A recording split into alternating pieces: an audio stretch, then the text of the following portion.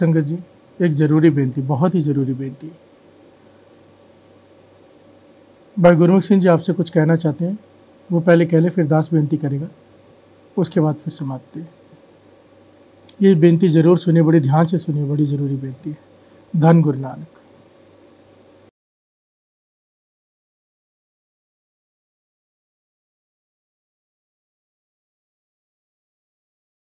वाहिगुरु जी का खालसा, वाहिगुरु जी की फतेह। गुरु की प्यारी साध संगत, धन गुरु नानक। गुरु महाराज की कृपा से और हमारे प्यारे भाई साहब गुरप्रीत सिंह रिंकू जी की प्रेरणा और मार्गदर्शन से अमृत वेले का जो यह प्रवाह चल रहा है, यह मानो एक सुनामी की लहर पूरे विश्व भर में तेज़ी की रफ्तार से दौड़ रही है। इसमें लाखों करोड़ों लोग संगत अमृत वेले सेवा और सिमरन का लाभ उठा रहे हैं और जुड़ रहे हैं। एक जगह पे जहाँ पे भाई साहब जी से गुरु महाराज कीर्तन और अमृत वेले जोड़ने की सेवा ले रहे हैं, वहीं पे अमृत वेला ट्रस्ट के कई कार्य चालू है। अमृत वेला दरबार उल्लासनगर में धर्मशाला का निर्माण हो रहा है, जिसमें संगत के रहने के लिए कमरे बन रहे हैं। इसके अलावा कोविड के दौरान जो पाया गया था कि 300 से ज़्यादा सेवादारों की सेवा के बाद जितना लंगर प्रसाद बांटने के लिए बन रहा था, उसमें पूरा दिन लग रहा था।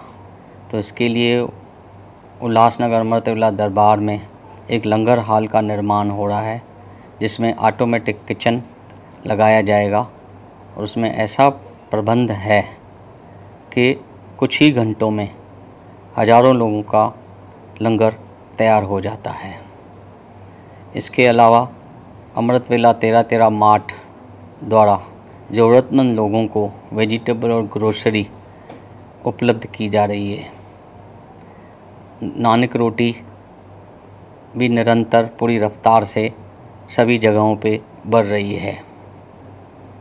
उल्लासनगर अमृत वेला दरबार में भाई मर्दाना जी म्यूज़िक एकेडमी शुरू होने जा रही है, जिसमें बच्चों को हर तरीके से संगीत और साज सिखाए जाएंगे और जैसे कि यही बच्चे आगे चल के कीर्तन द्वारा संगत को गुरु चरणों के साथ जोड़ेंगे। ये सभी कार्य जो चल रहे हैं अमृत वेला ट्रस्ट के, ये गुरु महाराज की कृपा से और आपके सहयोग से चल रहे हैं और ये भाई साहब जी के देख रेख में हो रहे हैं और इनके सारे डिसीशंस भाई साहब जी करते हैं। अमृत वेला ट्रस्ट ने अभी ये सब उनका सबसे बड़ा जो कार्य है वो करने जा रहे हैं, वो अमृतसर में धर्मशाला का निर्माण, जिसमें दरबार साहब के पास में एक जगह ली जाएगी और जिसमें करीबन 113 कमरे बनेंगे। सब जगहों से संगत जो है आके इस धर्मशाला में ठहरेगी और इसमें यही एक शर्त रखी जाएगी कि उनको संगत को अमृत वेले उठ के दरबार साहब में जाना है। इस धर्मशाला में 1 स्क्वायर फुट का करीबन 5,000 रुपये की सेवा रखी गई है। आप सारी संगत से बेनती है कि पूरे उत्साह के साथ, जैसे आपने पहले सहयोग किया है, अभी भी सहयोग करके अमृत वेला ट्रस्ट को ये कार्य भाई साहब जी के इस अंजाम को पूरा करने में पूरा सहयोग देंगे। अभी भी ऐसे चल रहा है कि कुछ लोग भाई साहब जी के नाम पे या ट्रस्ट के नाम पे पैसे ले रहे हैं, इकट्ठे कर रहे हैं और वो ट्रस्ट तक नहीं पहुंचते, क्योंकि हमारी जिम्मेदारी है कि आप संगत का एक एक पैसा सही जगह पे लगाया जाए, सही कार्यों में लगे। इसके लिए हमारी जिम्मेदारी बनती है। आपको इसके लिए ये सावधानी बरतनी है कि आप जो अपनी सेवा दें वो अमृत वेला ट्रस्ट के HDFC के ऑफिशियल अकाउंट में ही डिपॉज़िट करें। अमृत वेला ट्रस्ट के ऑफिशियल बैंक अकाउंट के जो डिटेल्स हैं अभी आपके स्क्रीन पे दिखाए जा रहे हैं। आप कृपया इन्हें नोट कर लीजिए और इसी बैंक अकाउंट में आप डिपॉज़िट करें। इसके अलावा एक नंबर आपके स्क्रीन पे अभी दिखाया जा रहा है।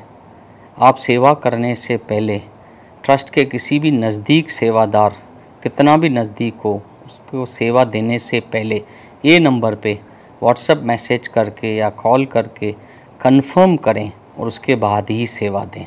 ये सावधानी बरतना बहुत ज़रूरी है, क्योंकि संगत का एक एक पैसा जो है, माया जो है, वो सही कार्य में लगना चाहिए और हम चाहते हैं, हमारे ऊपर जिम्मेदारी है, इसके लिए आपको ये सावधानी बरतनी है। धन गुरु नानक। वाहिगुरु जी का खालसा, वाहिगुरु जी की फतेह। धन गुरु नानक, धन गुरु नानक, धन गुरु नानक। सत्संग जी, एक छोटी सी बेनती दास की तरफ से। गुरमुख सिंह जी ने जो आपको अभी अभी सारा ट्रस्ट के बारे में बताया है, उसमें सबसे बड़ी बात तो ये पहले कि ये सब कुछ गुरु नानक जी की मेहर से हो रहा है। हम करने वाले कोई भी नहीं है। गुरु साहब जी हमसे सेवा ले रहे हैं और वो भी सेवा वो है जो आप दे रहे हो, हम सिर्फ आगे दे रहे हैं, हमारा उसमें और कोई रोल नहीं है। सबसे पहली बात तो ये, सारी वडियाई गुरु नानक की है। कहो नानक सब तेरी वडियाई, कोई नाम ना जाने मेरा। दूसरी बात, सबसे ज़रूरी पहलू, एक छोटी सी घटना दास आप लोगों से शेयर करना चाहेगा। 2017 या 2018 की बात है। गोल मैदान पे कीर्तन करके दास बाहर निकला। हम अभी अभी मीटिंग करके निकले थे कि गुरुपुरब के दिन कितने पटाखे फोड़ने हैं।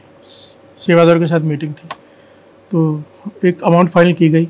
मैं भी उस मीटिंग में शामिल था, सारे ट्रस्टीज थे, सेवादार थे।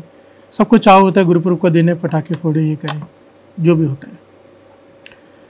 तो काफ़ी अच्छी अमाउंट की हमने सेटिंग की, सब ओके किया और बाहर निकला। मैं गाड़ी में बैठा, तो वहाँ पर उस वक्त मेरा दरवाजे का कांच किसी ने खटखटाया गाड़ी का। मैंने दरवाजा कांच नीचे किया तो एक लड़की 20-21 साल की अंधी लड़की,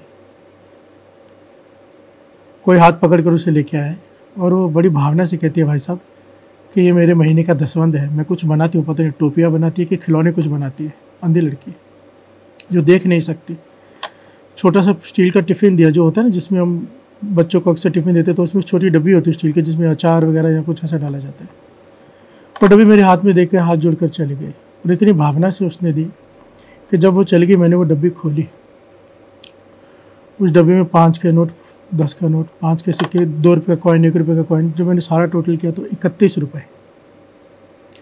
31 रुपये साथ संगत, एक लड़की का दसवंध, वो भी जो देख नहीं सकती, इतनी भावना से देखी गई। उस दिन मेरी सोच थोड़ी बदल गई। मैंने सेवादार को उस वक्त तो बुला के कहा स्पेशली कि पटाखों पे मैं पैसे नहीं खर्च करूँगा भाई, संगत के पैसे हैं, जिसको जो खर्च करने अपने पैसे से पटाखे लेके आए, अपने पैसे से चलाए। मैं पटाखों पर चलाने के लिए पैसे नहीं दूंगा, क्योंकि संगत का एक एक पैसा हमारी जिम्मेदारी है। उस दिन से मैं संगत को जोड़ने के लिए जो भी रकम, जहाँ पे भी जितनी खर्च हो, वो कर लेता हूँ। पर जहाँ पे मुझे लगता है ना कि ये वेस्ट है, मुझे अभी एक जिम्मेदारी लगती है कि यहाँ पर पता नहीं किसी ने कितनी मेहनत से कितने कमा के गोलक में 10 रुपये डाले हैं, या कोई सेवा भेजता है तो कितनी मेहनत से उसने कमा के भेजे हैं। तो हमारी एक जिम्मेदारी आ जाती है। मेरी माता मुझे कहती है कि तेरी जिम्मेदारी है। अगर संगत तुझे देखकर पैसे देती है कि नेक काम में लगेंगे, नानक रोटी में लगेंगे, जैसे कि गुरमुख सिंह जी ने बताया, नानक रोटी, गुरु नानक की मेहर से हज़ारों लोग आज उसका लाभ उठा रहे हैं। गरीब बुजुर्ग उनको जाकर खाना मिलता है, ये हो गया नेक काम। धर्मशाला बन रही है, लोग आके ठहरेंगे, नेक काम। जहाँ पर संगत का लाभ होता है वो काम में दास सेवा लगाना चाहता है और दूसरे किसी काम में नहीं। इसीलिए दास ने ये बेनती की गुरमुख सिंह जी ने सारी संगत को कि आप जो पैसा देते हो, हमारी जिम्मेदारी है, हमारे पे वो बोझ आ जाता है कि सही जगह पे लगे। तो इसलिए आपकी जिम्मेदारी है कि वो पैसा ट्रस्ट के अकाउंट में डालें। अगर कोई आपसे कहता है कि मैं ट्रस्ट के बहुत करीब हूँ, या भाई साहब के बहुत करीब हूँ, सेवा मुझे दो, या किसी प्रकार से आपसे कहता है कि सेवा करनी है किसी जगह की, तो आप जो नीचे नंबर दिए जा रहे हैं इस वक्त स्क्रीन पर, वहाँ पर फ़ोन करके कंफर्म कर लीजिए, पूछ लीजिए कि फलाने जगह पे सेवा देनी है। अगर कंफर्मेशन मिल जाए तो फिर आप दे सकते हैं। कंफर्मेशन से क्या होगा ना, जो लोग गलत बातें करके या ट्रस्ट का नाम लेकर या मेरा नाम लेकर आप लोगों से सेवा ले रहे हैं, वो बंद हो जाएगी अगर आप लोग थोड़ा सा एहतियात बरत लोगे। वाणी कहती है, अकली पढ़ के बूझी अकली पाए मान, कि भगवान ने अकल दी है तो सेवा करते वक्त भी अकल का इस्तेमाल कर। अकली साहिब सेवी है, अकली पाई मान, अकली पढ़ के बूझे अकली कीचे दान। दान देते वक्त अकल का इस्तेमाल करना चाहिए कि कहाँ दे रहे हैं, किसे दे रहे हैं, आपका एक एक पैसा सही जगह पे लग रहा है। बस दास की छोटी सी विनती है। और थोड़े दिन पहले ये भी बात हुई थी, ट्रस्टीज़ बैठे थे सारे और कह रहे थे कि क्यों संगत से कहें कि इस प्रकार से सेवा है लेनी है पर स्क्वायर फीट के हिसाब से, क्योंकि दास ने आज तक कभी ये अलाउ नहीं किया।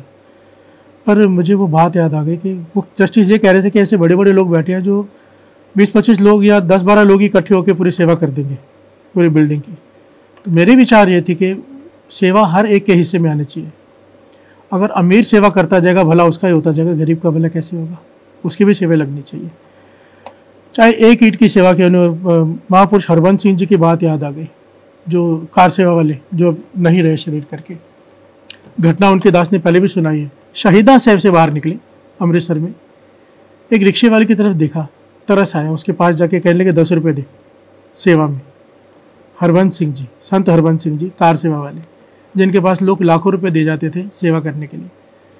रिक्शे वाले ने भी श्रद्धा से 10 रुपये दे दिए।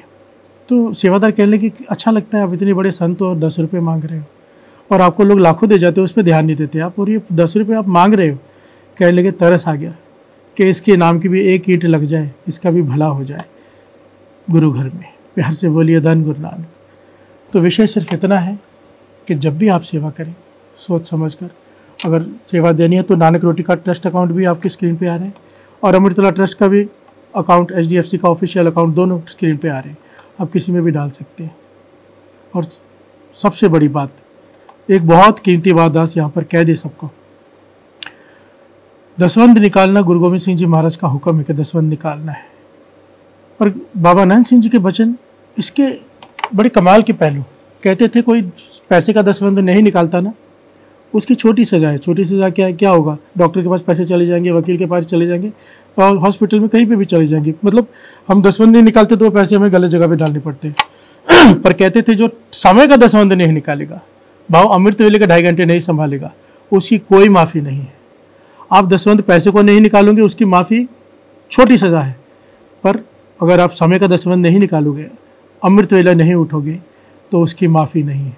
हाथ जोड़कर बेनती है, अमृत वेला संभालो, अमृत वेला संभालो, अमृत वेला संभालो।